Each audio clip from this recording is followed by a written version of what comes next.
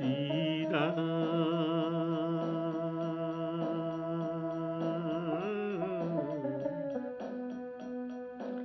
जय राम जय जय राम श्री राम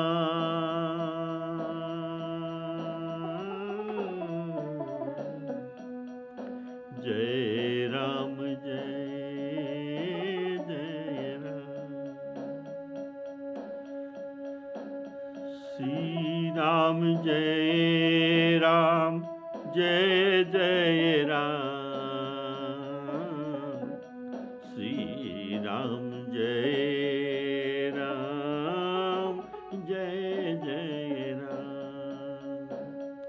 श्री राम जय राम जय जय राम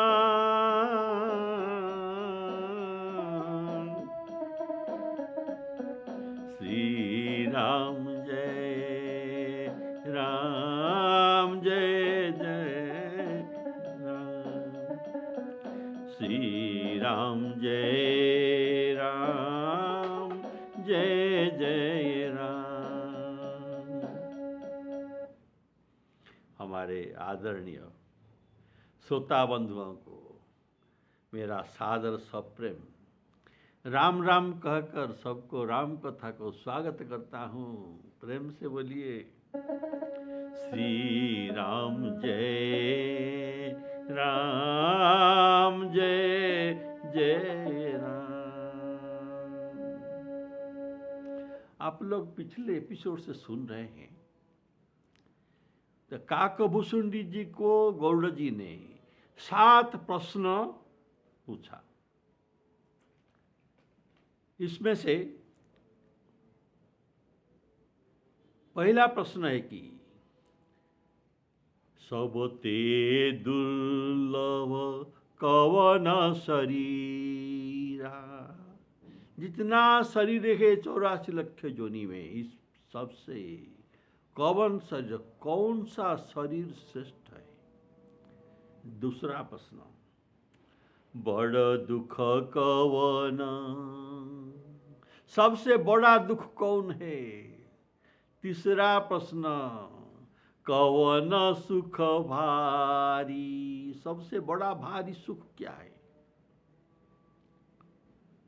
और चौथा प्रश्न है कि संत असंत मरम तुम जानहु, तेहि कर सहज स्वभाव बखानहु। संत और असंत ये दोनों का स्वभाव आप जानते हैं। इनके स्वभाव, स्वाभाविक स्वभाव, सहज स्वभाव, जन्मजात स्वभाव क्या है।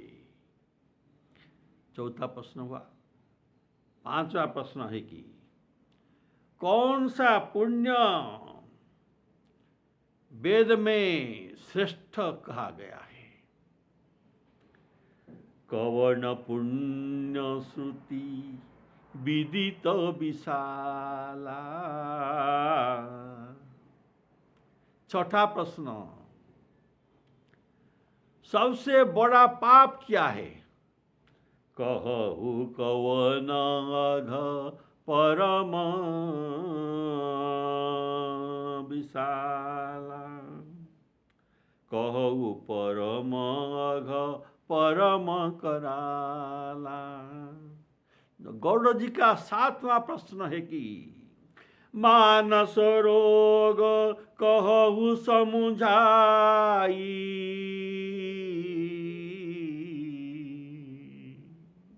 मानस रोग क्या है, इसको समझा कर थोड़ा विस्तार से कहिए। लेकिन दूसरे जो सब प्रश्न पूछा इनको थोड़ा संक्षेप में कहिए। श्री सीताराम जी की जय। तो अभी आपने पिछले एपिसोड में सबसे दुर्लभ कौन सा शरीर है इसके बारे में सुन चुका है। तो अब सुनिए सबसे बड़ा दुख कौन सा है। ये था ये दूसरा प्रश्न।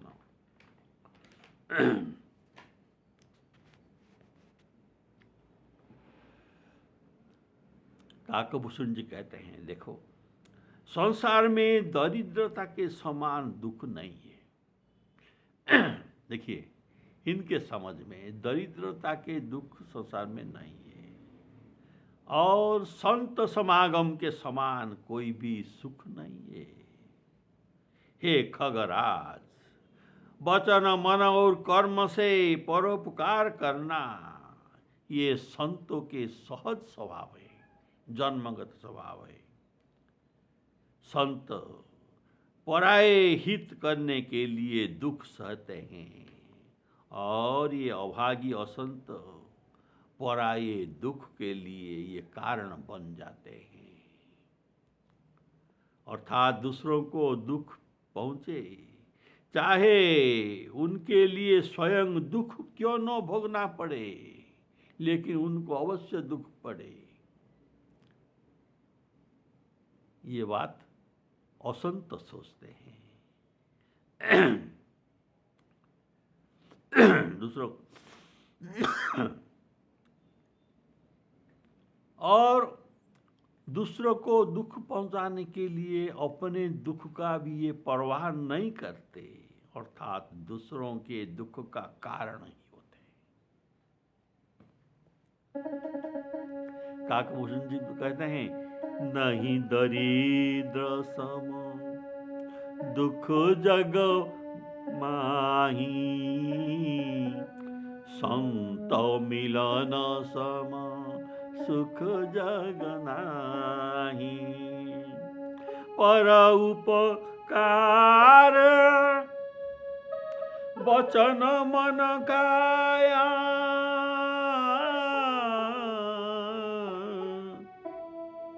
संत सहज स्वभाव खगराया। संत सही दुख परहित लागी, पर दुख हेतु असंत अभागी।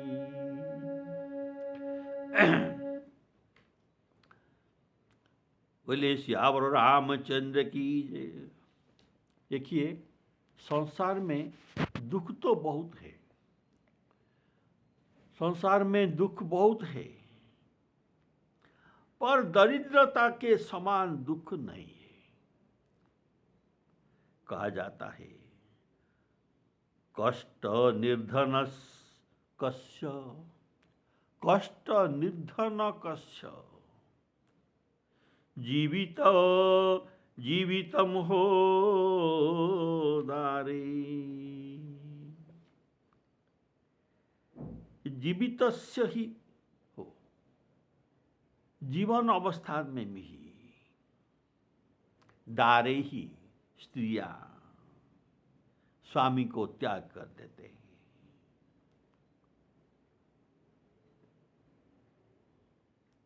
उनका अपना स्वामी को भी त्याग देते हैं दरिद्रता के कारण।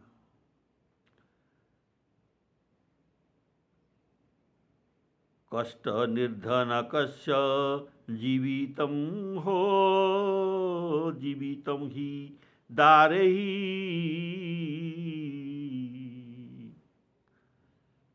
अपि तिष्ठति अपि त्यजत, अपि त्यजेत। उनका अपना स्त्री तक त्याग कर देता है।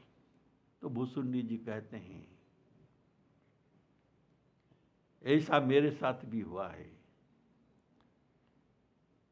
मैं जब शूद्र शरीर में जन्म हुआ था, अवध में जन्म हुआ था मेरा, तब अयोध्या में अकाल पड़ा, और मेरे निर्धनता के कारण मैं अपने बच्चों को पाल नहीं सका, उनके मुंह में दाना नहीं दे सका, वस्त्र दे नहीं सका परिवार को। इसीलिए मुझे स्त्री तो अच्छा नहीं पाते थे, क्योंकि मैं स्वामी होकर उनको परिपालन परिपोषण न कर सका, तो मैं दरिद्रता के कारण विदेश चला आया। तब ये उज्जैन पहुंच गए। बोले श्यावर रामचंद्र की जय। गए उज्जैनी सुनो उरगारी, दीन मलिन दरिद्र दुखारी। तो अहेनु कष्टं सततं प्रवासः, ऐसा शास्त्र में कहा गया है जो प्रवास में रहता है घर छोड़कर, ये कष्ट है। अहोनु कष्ट सततं प्रवासं, ततो अधिकष्ट परगेहवास। अपना गृह छोड़कर पर गृह में वास करना, इससे भी अधिक कष्टदायक है। और इससे कष्टदायक है क्या? कष्टाधिक्यो नीच जनस्य सेवा, नीच जनों का सेवा करना, ये भी इससे अधिक कष्ट है। इच्छा नहीं है लेकिन करना पड़ता है। जैसे भीष्म पितामह द्रोणाचार्य जी नीच दुर्योधन के इच्छा अनुसार चलते थे। इनका मन में इच्छा नहीं था, लेकिन इनके कहने पर उनको करना पड़ता था। इनका नीच बुद्धि था दुर्योधन का, फिर भी विश्व पितामह द्रोणाचार्य जी इनके सेवा करते रहते थे। तो ये भी बड़ा कष्ट में थे। देखिए द्रौपदी का वस्त्रहरण समय में भी ये कड़ी प्रतिरोध न कर सके, क्योंकि नीच जनस्य सेवा में अपना बल ये खो बैठते इनके सामने। बोले श्यावर रामचंद्र की जय। ततोधिक्य अधिक कष्ट परगेहवास, कष्टाधिक नीच जनस्य सेवा, ततो अधिकष्ट धनहीनता च।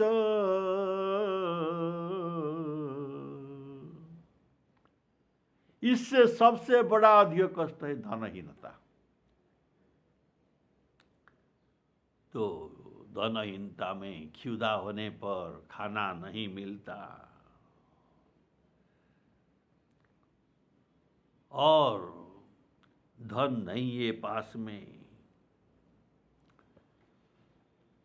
इसीलिए इनको घर तिक्त लगता है।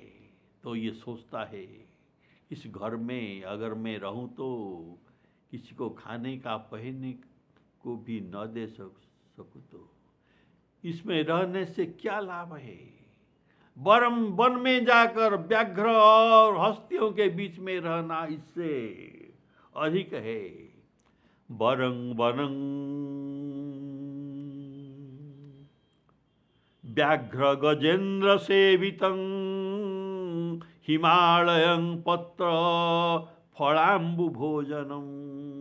हिमालय पर्वत में रहकर पत्र फल अम्बु जड़ भोजन करना इससे अच्छा है। लेकिन घर में रह नहीं सकता, क्योंकि किसी को मैं कुछ भी दे नहीं सकता, दरिद्र हूँ। तृणादि सज्जा वसनं च बलकलं, वन में रहकर तृण में सज्जा करना अच्छा है, वसन बलकल भी अच्छा है। न बंधु मध्य धनहीन जीवनम, न बंधु मध्य धनहीन जीवनं, धनहीन जीवनं, बंधुओं के बीच में ये बड़ा अपमानजनक है। बोलिए श्यावर रामचंद्र की। तो क्योंकि संसार में छोटी सी छोटी सुविधा के लिए मूल्य देना पड़ता है। अतः जीवन धारण अनुकूल के लिए, अनुकूल व्यापार करने के लिए तो मूल्य भी तो चाहिए।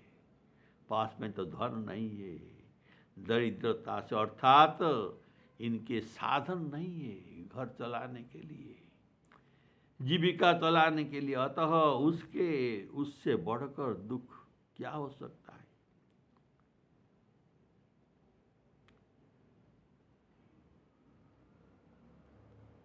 देखिए, मोह भी दरिद्र होता है। ये तो धनहीन जीवन दरिद्र, लेकिन जिसके पास मोह है, अज्ञानता है, ये भी दरिद्र कहा जाता है। मोह के लिए लोग धनी होने पर भी, पास में अचलाचल संपत्ति है, धनी है, फिर भी अज्ञानता के कारण, लोभ के कारण कौड़ी कौड़ी के लिए तड़पताते हैं। और वैराग्यवान तो धन धान्य से भरे पूरे घर को, राज्य को छोड़कर वन को चले जाते हैं, जो वैराग्यवान होते हैं। जैसे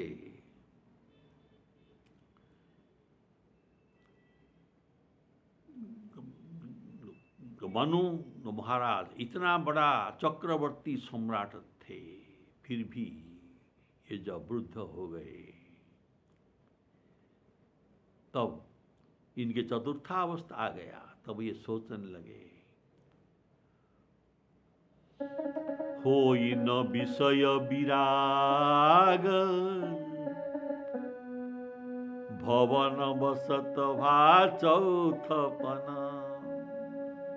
मेरा चतुर्थ अवस्था आ गया, मेरे मन में वैराग्य नहीं हुआ, इसलिए बहुत दुख लगा उनके मन को। मेरे जीवन का कल्याण के लिए मैं कुछ नहीं कर पाया। भवन बसत भा चौथपन, हृदय बहुत दुख लाग। जन्म गएऊ हरि भगति बिनु, जन्म गएऊ हरि भगति बिनु। ये है वैराग्य।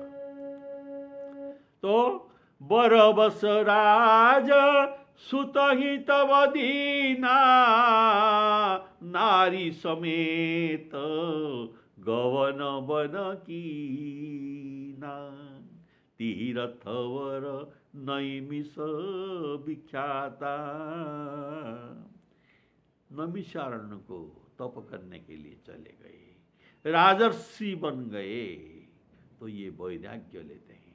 तो वैराग्यवान पुरुष धन संपत्ति को लात मार कर जाते हैं, लेकिन मोह में जो दरिद्र होता है, ये कौड़ी के लिए धनी होने पर भी तरसाते हैं, मेरा और एक कौड़ी हो जाए। बोलिए श्यावर रामचंद्र की जय। तो जो वैराग्यवान पुरुष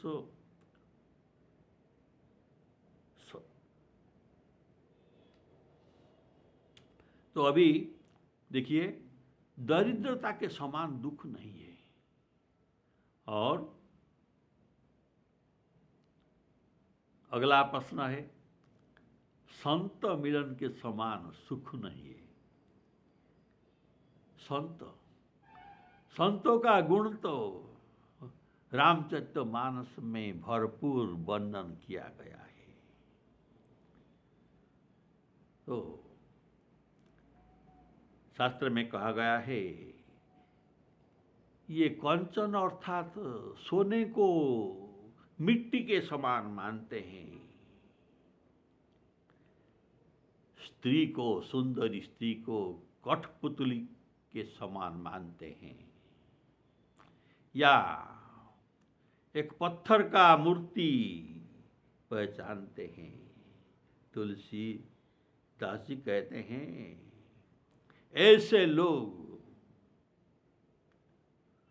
राम के समान है। बोलिए श्यावर रामचंद्र के, ऐसे संत राम के समान है। कंचन को मृतिका करी मानत, कामिनी काष्ठ शिला पहचानत। तुलसी भूलि गयो रस एहा, तेजन प्रगट राम के देहा। ऐसा संत राम जी के स्वरूप से समान है। तो संत मिलन से बड़ा सुख मिलता है। संत मिलन, संत का मिलन, ये हरि मिलन का पूर्वाभास होता है। इसके बाद नेक्स्ट स्टेप हरि मिलन होता है। संत मिलने के बाद हरि मिलन का अधिकारी हो जाते हैं। तो ये पूर्वाभास है। क्यों ना? संत मिलने से रघुनाथ जी का संत ऐसा नहीं मिलते। रघुनाथ जी के जा पर कृपा होता है, उसको ही संत दर्शन होता है, उनको संत मिल सकते हैं, सबको मिल नहीं सकता। तो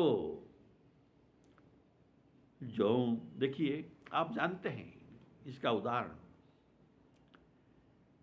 हनुमान जी संत थे। जब ये लंका में विभीषण को मिले तो विभीषण ने क्या कहा? हे ब्राह्मण देवता, आपको मिलकर बहुत हर्ष हुआ है। मुझे ऐसे मालूम पड़ता है साक्षात मुझे राम मिल गए हैं। पर राम जी का अनुग्रह तो अवश्य हुआ मुझ पर, नहीं तो आप जैसे संतों का दर्शन नहीं हो सकता। जहु रघुबीर अनुग्रह कीना,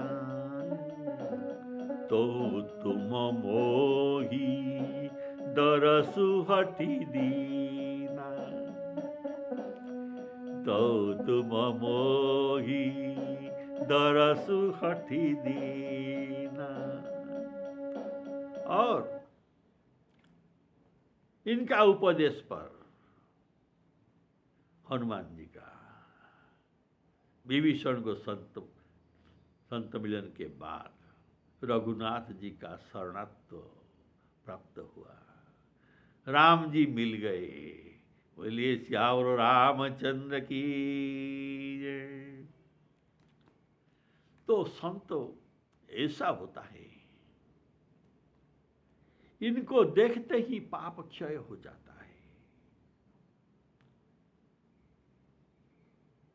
इनको स्पर्श करने से शुभ अशुभ कर्म सब नष्ट हो जाता है। इनका वचन सुनने से मन का मोह नष्ट हो जाता है। और ऐसा संत पूर्व भाग्य से मिलते हैं। ऐसा संत पूर्व भाग्य से मिलता है। मुख देखत पात कटरई,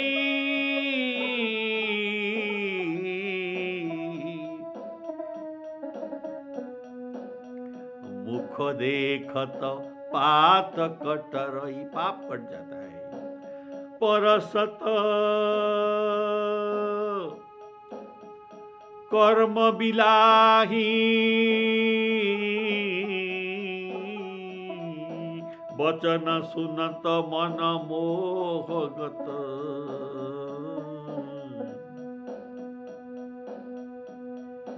पूर्व भाग मिलाई, पूर्व भाग मिलाई। पूर्व भाग से मिलते हैं। तो भाग्य कैसे होता है? अपने कर्म के द्वारा। अपने पुण्य कर्म में हमें भाग्य मिलता है, और इससे इस भाग्य के द्वारा संत दर्शन होता है। अतः बहुत पुण्य होने पर संत दर्शन होता है। जिसका फल है भवसागर पार। पुण्य पुंज बिनो मिलहि न संता,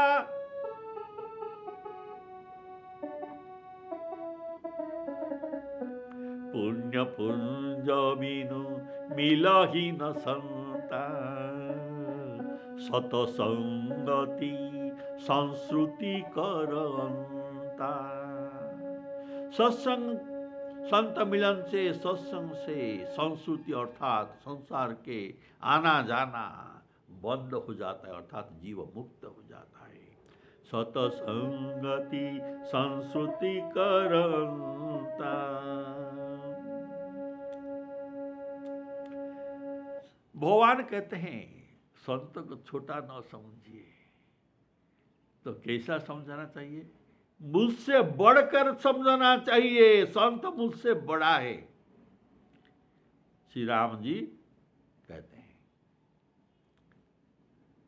मोते सातवा जथा लाभ संतोषा, मोसे संत अधिक करी लेखा। सवरी को कहते हैं मोते संत अधिक करी लेखा। ये एक भक्ति। संत मेरा छोटा नहीं है। और काकभूषण जी का मत है क्या? ये भी यही मानते हैं कि राम जी से अधिक बढ़कर राम जी के दास होता है। मोरे मन प्रभु असविश्वासा, राम ते अधिक राम कर दासा, राम ते अधिक राम कर दासा। राम जी को कौन पहचानता? कोई नहीं। संत इनका गुण लेकर हमारे पास आए हैं। जैसे राम जी एक समुद्र है, लवण समुद्र, और इस समुद्र को हम जानते नहीं, इनको पीते नहीं, इनका कुछ व्यवहार भी करते नहीं, लेकिन संत मेघ बनकर इससे गुण शोषण करके मीठा जल बनाकर श्री राम जस वर्षा करते हैं। अगर मेघ नहीं होते तो ये समुद्र का जो गुण है, जो जल है, इसको कौन जानता? तो बिना संत भगवान के कोई जान नहीं सकते। यही हमें पहचान देते हैं कि भगवान ऐसा है, इनका गुण ऐसा है, इसीलिए कौन बड़ा हुआ। मोरे मन प्रभु अस विश्वासा, राम ते अधिक राम कर दासा। राम सिंधु, राम समुद्र, घन सज्जन धीरा, चंदन तरु हरि संत समीरा।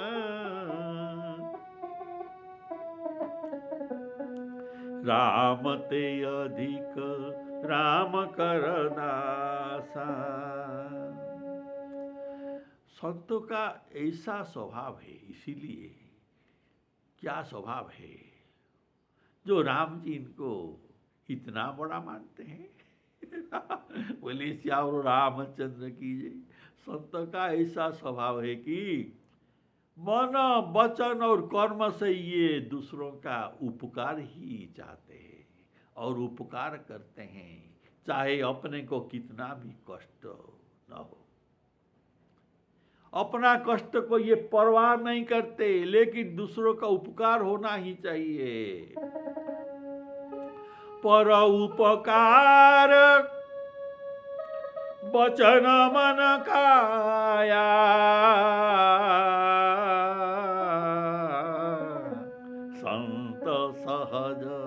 स्वभाव खगराया।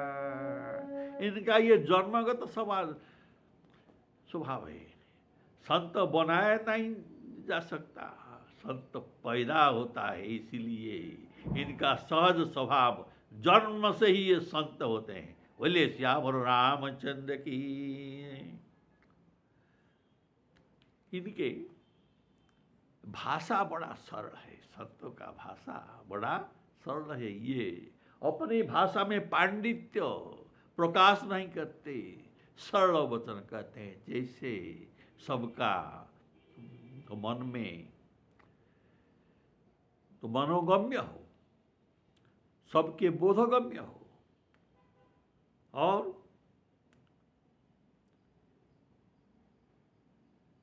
इनका वाणी में प्रेम होता है।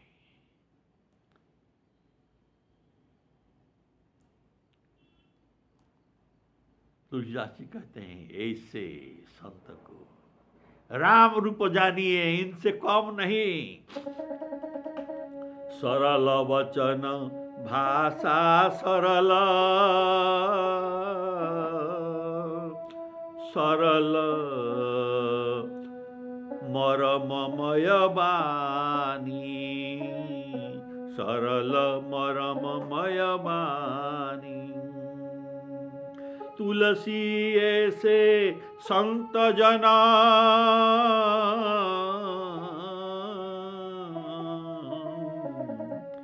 राम रूप पहिचानी, राम रूप पहिचानी।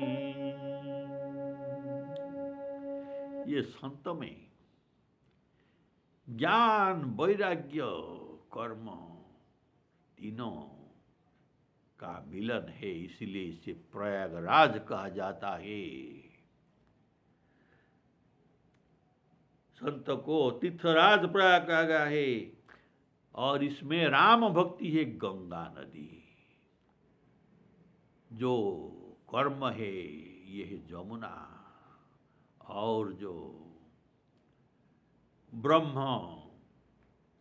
जो विचार, ये है सरस्वती नदी। राम भगति जहाँ सुरसरी धारा, सरसई ब्रह्म विचार प्रचार। विधि निषेधमय कलिमल हरणी, करम कथा रविनंदनी बरनी। तो ये तीर्थराज प्रयाग के समान है। तो ये था आज का विषय, संतों का लक्षण।